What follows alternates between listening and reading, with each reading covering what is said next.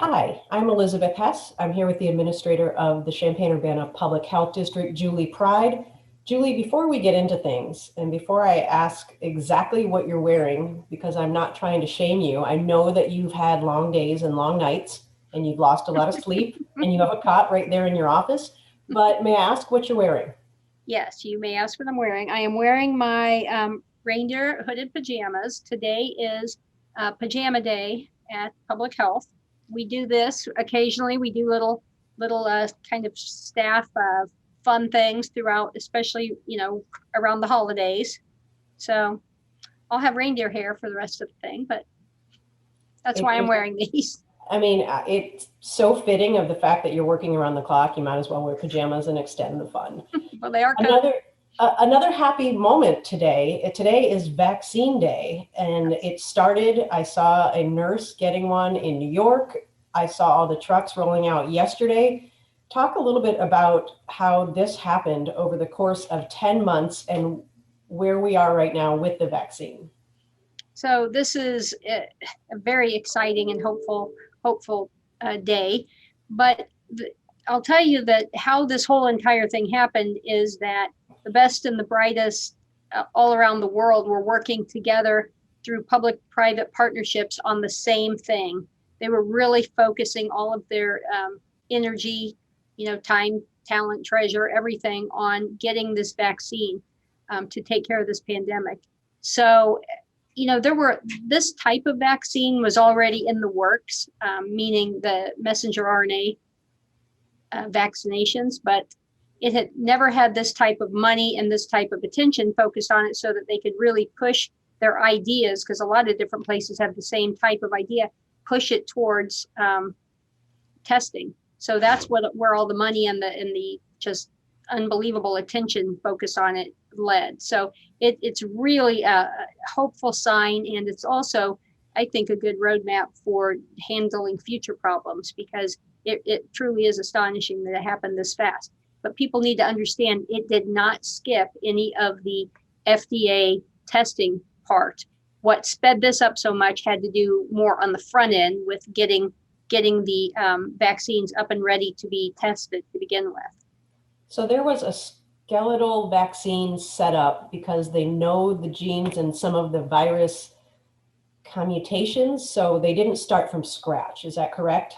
Well, the technology of the messenger RNA vaccines was already there.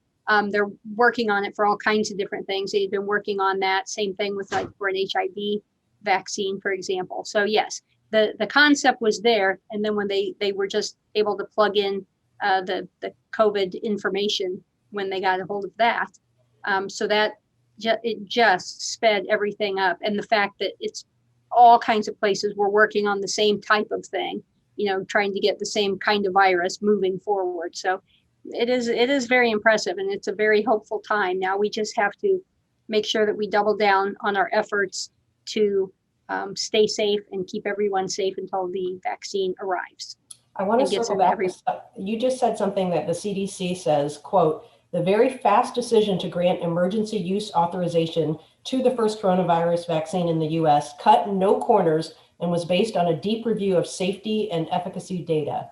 For people reluctant to get the vaccine, what should this statement say to them? The statement should say that this has been, thoroughly tested. They didn't say, oh, to get this to market faster, we're not going to do any, phase the FDA safety and efficacy studies. They did all of those. And just like with other vaccines, they start out with kind of the general population, and then they move into looking at the data and testing for specific subpopulations, like younger people, pregnant women, things like that. So it's still all being tested. It's still moving along, but it's ready to go. A big chunk of Americans fall into one high risk group or another. 40% of us are obese, people over 65, people with diabetes, with kidney disease, ethnic minorities, people with other chronic conditions. It's going to be hard to choose who gets the vaccine first and next. How are we going to prioritize the groups as we roll through who's next and who's eligible? Well, CUPHD will be following the guidelines that are put out by the CDC and Illinois Department of Public Health. And what we'll be making sure that we're doing here is to make sure that it gets out in an equitable way. You don't want, you know, you don't want any type of prioritization based on, favoritism or based on financial interest or anything like that. And so we'll be doing it just like we did with H1N1. We'll be following the guidelines, and we'll get the information out as it becomes available. The reason why there's not a lot of information out there right now is the first vaccines that will arrive in our area will be specifically for healthcare providers, mostly in hospitals, working with really high risk. So it's not even going to be enough to cover all high risk or all healthcare workers. So it will take multiple shipments for us to cover a priority area. So the healthcare workers are first. Then next week starts the long-term care facilities. They're being done. They're being vaccinated through the pharmacies. We'll be going in and doing that. So it just keeps rolling out as we get more vaccine. And then it's up to the locations, let's say at the hospitals, to prioritize in there who is the highest risk, because that is the goal. The goal is to stop the hospitalizations and deaths. And we know that this vaccine can do that. So you want it to go to those who are, most at risk. And then so you need to think of it as this: within each category. So within healthcare workers, there's a prioritization within that group. Same thing with, anything, people over 65. I mean, everything has more of a prioritization, but depending on how much vaccine we get here, we will be rolling that information out each time. So it's just going to be a lot of, and I'm not going to lie, it's it's still a little bit unknown how many vaccines we'll be getting at what time. So we don't know. We know what we may be told, but then we also know that it can change in, an hour. So we just have to constantly be aware of what's going on and get those vaccines out. We'll also be working with the surrounding counties that are smaller counties that may get more vaccine than they need. We'll be willing to drive over there and pick it up at any place that has any, get it transferred over to our health department so that we can get it out to the priority populations as well. One thing we do know, and that your office does track, is where we are with the number of hospitalizations, number recovered, number overall cases. Where are we right now with those numbers? Well, right now we have 14 Champaign residents who are hospitalized, but the hospitals have a lot more hospitalized than that. There are people, as you know, coming in from the counties around us, and there are a lot. The hospitals are not overwhelmed, but they are getting full. And it goes back and forth from day to day. So we're still seeing too many cases in Champaign County. Our numbers have been coming down. We're very happy about that. We need to keep it down for a while so we can start getting things, open back up and getting back to a little bit more normal. Once you and I get the vaccine, does that mean that we just wear the mask for 28 more days and then we're home free? Or how does that work when 40% of the community has loosely committed to not getting the vaccine? How does this work? So anybody who gets the vaccine, we're still going to need to wear masks for quite a while. And the reason, there's a couple of reasons. One is that we won't have enough people vaccinated, to make a difference. And we don't yet know, once we get the vaccine, what they haven't studied yet is, once you get the vaccine, we know it prevents hospitalizations and deaths. We know it's effective like that. What we don't know is, can you still get infected, but it to be mild enough that you are not showing symptoms, but you still could be able to spread it. So until that data comes in, they're going to recommend keep wearing the mask. But it's catching up. The data is moving really quickly, so it's starting to catch up. So we will know that soon enough. But we need enough people vaccinated, and then we need to make sure that we're not able to spread it asymptomatically after vaccination. And it's crucial to get the second dose 28 days later, correct? There is no efficacy if you don't get both doses. Well, I don't know. I'm not going to say there's no efficacy in it, but I am going to say that it is absolutely recommended that you get both doses. So, once you get the first one, we'll be coming up with all kinds of ways to try to remind people to come back and get the second one. We have all, we can do reminders, we can do text, we even have ordered some little silicone bracelets for those who just want to wear it around with the name of the vaccine on it and the date to come back.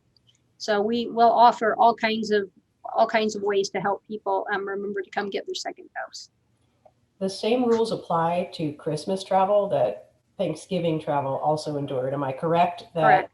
Stay home and put on a mask and don't travel. Have we seen a spike from Thanksgiving, or are we a little better off heading into the Christmas season as well? Well, it is looking better. I mean, certainly, there are people that were infected through various Thanksgiving activities, but, it seems like at least locally, a lot of people did really play this one safe, thankfully. And we need to do the same thing at Christmas, the same thing at New Year's, because we're getting so close, to a vaccine. So you don't want to be in a situation where you have a gathering and then someone in there is hospitalized or dies from that. So, because we are getting so close, we're getting closer to getting to a vaccine for those highest at risk, and then eventually for everyone. So I know I've heard you say this, that we are all pandemic weary. We're exhausted. This is emotionally draining. We miss being with people. Some people are taking that to the level they need somebody to blame, and they're angry, and there's always got to be a scapegoat in this. But CUPHD is not that scapegoat. Talk about the fact that you're just trying to enforce rules, and that people shouldn't take out their ire on your office when all you're trying to do is keep people alive. yeah, well, we have a long history of in public health of doing things that aren't popular, but then again, that's not why we do it. We know what our job is. We know what we have to do. It won't be popular. There seems to be a belief out there that that our decision should be made based upon anything other than science, and it really isn't. I mean, we do take all kinds of stuff into consideration, but ultimately our goal during a pandemic or something like this is to save lives. We do this type of work all the time behind the scenes. People just don't know it with the contact tracing and the chasing down reportable diseases and that type of thing. But now we're just out front. People see us doing it, and we're an easy target, I suppose. But the fact is, if you feel compelled to yell at somebody, yell at me. Don't be yelling at the staff on the phones. Don't be yelling at the people who are coming in to do their job. And yelling at me is actually misplaced energy anyway.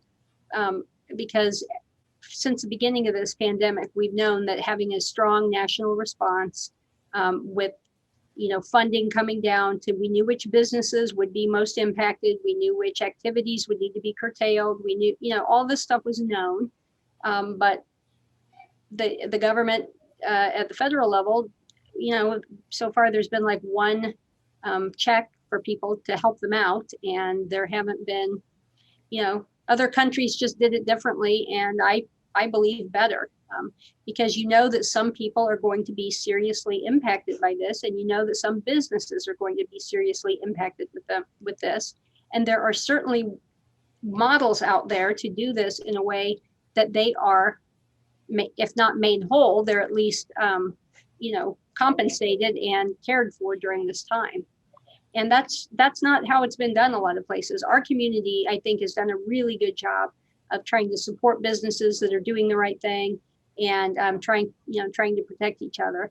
But that's just not the case everywhere, and it's unfortunate. So it is what it is. I'm a big girl. I've been doing this a while, so I can handle it. But it really is misplaced anger, because we really are doing our jobs, and we are doing it based on the science. I didn't think it needed to be said out loud, but if I could just say it, you personally and no one on your staff wants small businesses and restaurants to fail. You don't want to have to close them up. You want all of us to move through this together so that one day we can all eat out as much and as often as we want, correct?